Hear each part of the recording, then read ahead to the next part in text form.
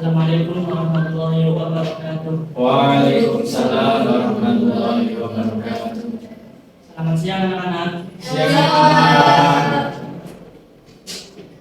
Sebelum memulai pembelajaran, alangkah baiknya kita membaca doa terlebih dahulu yang akan dipimpin oleh ketua kelas kita. Monggo seperti itu. Ya, sebelum kita mulai pembelajaran pada hari ini, alangkah baiknya kita berdoa terlebih dahulu. Berdoa mulai. Cukup?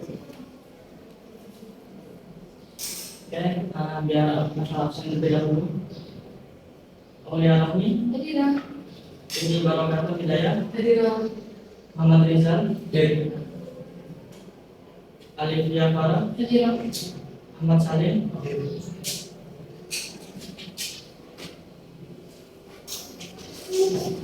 Selamat siang. Siang. Pak. Masih pada semangat ini belajarnya? Semangat. Semangat, Pak. Gimana kabarnya? Alhamdulillah baik. Siang saya ini udah pada sarapan belum nih? Belum. Ya nggak apa-apa. Malah itu bagus kok kalau kalian belum sarapan. Karena kalau kalian belajar dengan keadaan perut kosong itu bisa lebih fokus. Nah, karena para ulama itu pasti di zaman dulu itu sebagai ulama itu mencari ilmu itu dengan keadaan perut kosong. Jadi kalian ini harus tetap semangat walaupun dengan keadaan perut kosong. Nah, biar kalian lebih semangat belajarnya kita explaining terlebih dahulu. Nah, explainingnya kita tepuk semangat. Di sini ada yang tahu tepuk semangat? Belum. Ya nggak apa-apa. Nah, biar bapak contohkan terlebih dahulu, nanti kalian ikuti. Sekarang kalian bisa berdiri terlebih dahulu.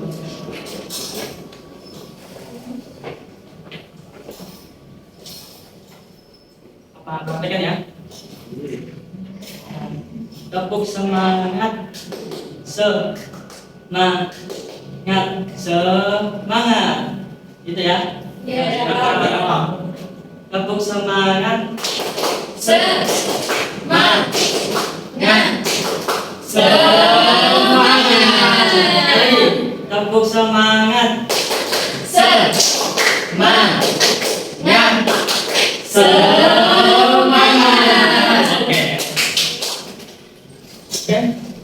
Tadi kan kita udah tepuk semangat dan kalian ini sudah cerah-cerah mukanya udah pada semangat untuk belajarnya.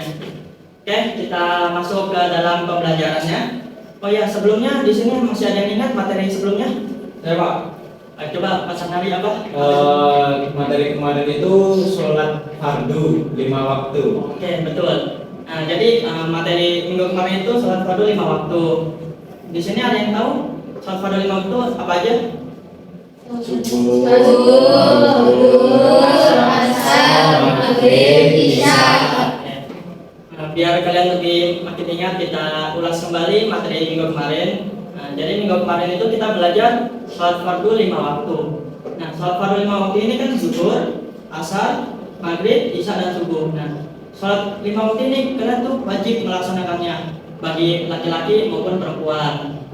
Nah, dan sudah balik dan sudah berakal. Nah, kalian kan sudah balik dan berakal, jadi kalian sudah wajib melakukan sholat 5 waktu. Nah, minggu kemarin kita belajar sholat fardu 5 waktu. Dan sekarang kita akan belajar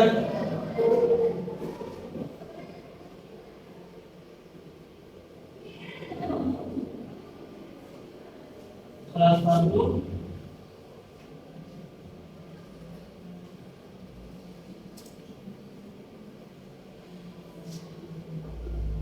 dalam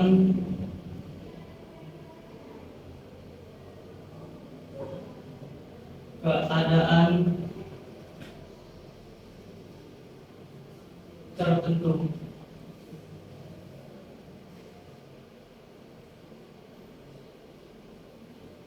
Jadi tujuan kita mempelajari sholat fardu dalam keadaan tertentu itu yang pertama kita bisa mengetahui bagaimana sih sholat fardu dalam keadaan tertentu itu.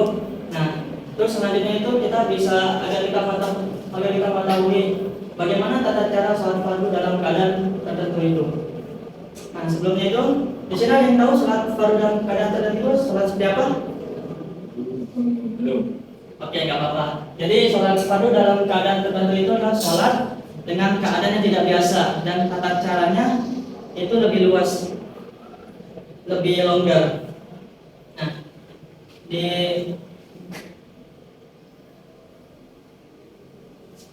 sini kita akan membahas 3 poin. Kalian bisa lihat ke depan. Yang pertama itu kita akan membahas sholat fardu bagi orang yang sakit. Terus yang kedua itu kita akan membahas sholat fardu di atas kendaraan. Dan ketiga itu sholat khauf. Nah, yang pertama itu sholat fardu bagi orang yang sakit. Jadi orang sakit itu harus tetap melaksanakan sholat fardu. Walaupun dengan keadaan sakit, tetap wajib melaksanakan sholat 5 waktu itu. Lalu bagaimana sholat fardu dalam 5 waktu ini ketika keadaan sakit? Nah, misalkan ada orang kakinya lumpuh. Lalu bagaimana tata cara sholat pelaksanaannya itu? Tata cara pelaksanaannya itu misalkan kakinya lumpuh, nah itu bisa sholatnya duduk, bisa duduk di bangku atau bisa duduk di lantai sambil bersandar. Lalu bagaimana kalau misalkan orang itu tidak hanya lumpuh tapi juga tidak bisa duduk, maka bisa dengan terlentang atau tiduran.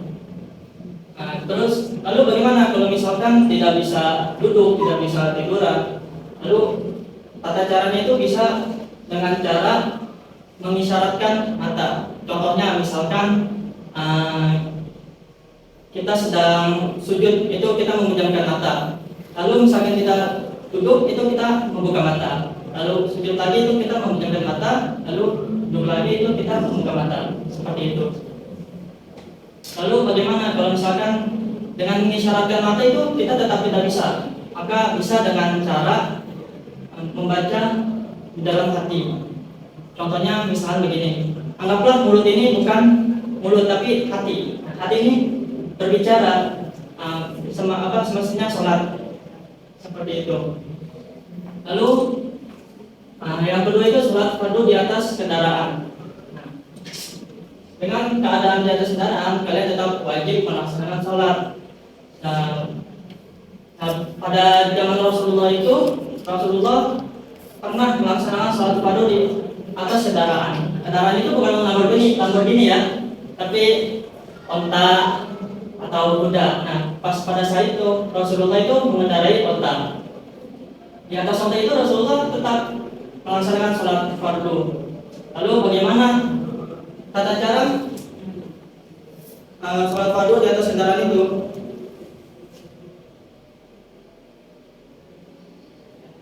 Kalian bisa lihat tata caranya. Tata caranya itu ketika kita berada di atas kendaraan dan kendaraan itu berhenti, kita menghadap kiblat. Tetapi kalau misalkan kita berada di kendaraan yang sedang berjalan, maka itu tidak apa-apa, kita tidak menghadap kiblat. Kita mengikuti arah kendaraan itu melaju. Nah, lalu bagaimana sholat tata cara sholat fardu di atas kendaraan itu? Sholatnya itu tidak seperti biasa berdiri terus mengelar sajadah, itu tidak seperti itu. Tapi kita duduk di atas bangku, lalu kita takbiratul ihram di atas kendaraan. Selanjutnya itu sholat khauf. Nah, di sholat khauf ini adalah sholat fardu yang dilaksanakan di tengah munculnya rasa kekhawatiran dan ketakutan. Contohnya seperti di dalam peperangan. Di zaman Nabi dulu itu, Nabi pernah melaksanakan sholat khauf. Ketika sedang perang berkecamuk, Nabi itu tetap melaksanakan sholat. Nah, tata caranya itu bagaimana? Di sini saya ada video tata cara sholat khauf. Kita bisa menonton bersama-sama. Tapi sebelum itu kita tepuk fokus dulu, biar kalian fokus ketika menonton videonya. Nah, di sini ada yang tahu tepuk fokus? Belum. Gak apa-apa. Nah, kalian bisa berdiri lagi. Nanti Bapak praktekkan. Jadi tepuk fokusnya itu seperti ini. Tepuk fokus melihat, mendengar, mengingat, fokus. Oke, bisa ya? Oke. Ayo, bareng-bareng. Tepuk fokus. Melihat, mendengar, mengingat, fokus. Sekali lagi. Tepuk fokus. Melihat, mendengar, mengingat, fokus. Fokus, salah. Tepuk dulu. Sekali lagi. Tepuk fokus. Melihat, mendengar, mengingat, fokus. Oke, bagus. Oke, sekarang kita menonton videonya.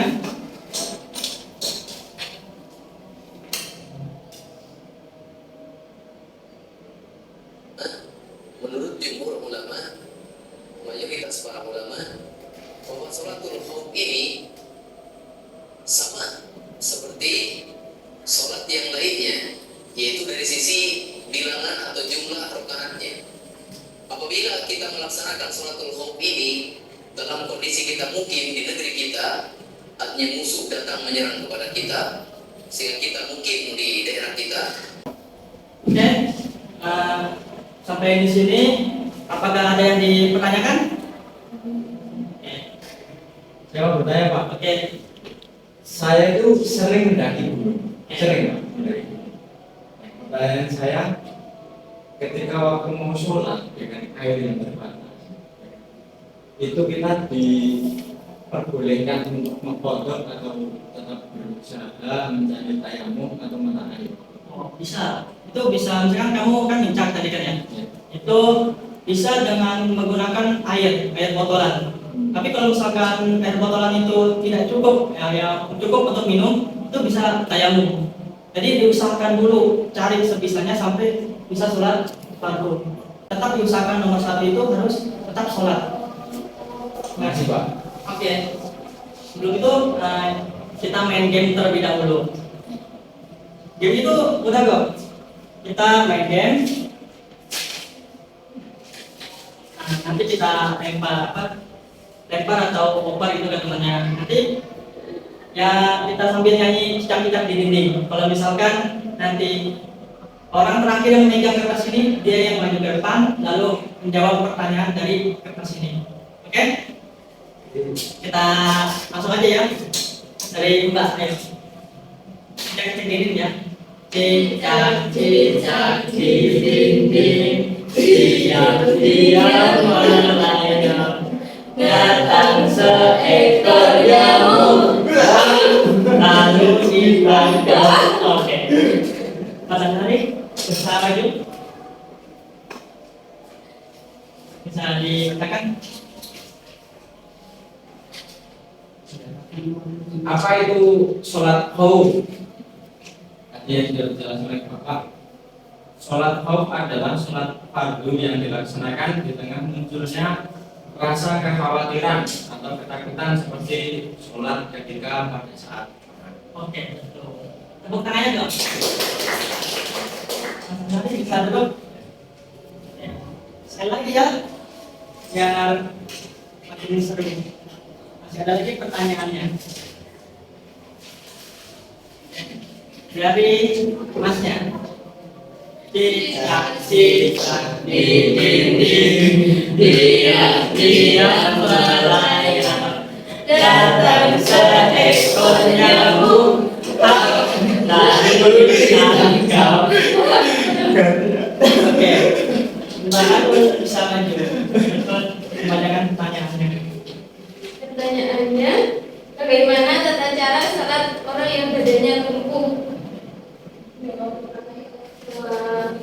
Dari yang saya pahami tadi, salah satu cara sholat orang yang lumpuh adalah dengan mengisyaratkan dengan mata. Oke, betul. Tepuk tangannya dong. Oke. Terima kasih Pak Ulul, dari Mas Ade sudah jawab pertanyaan dari saya. Oke, berhubung jamnya sudah habis, kita akhiri sampai di sini.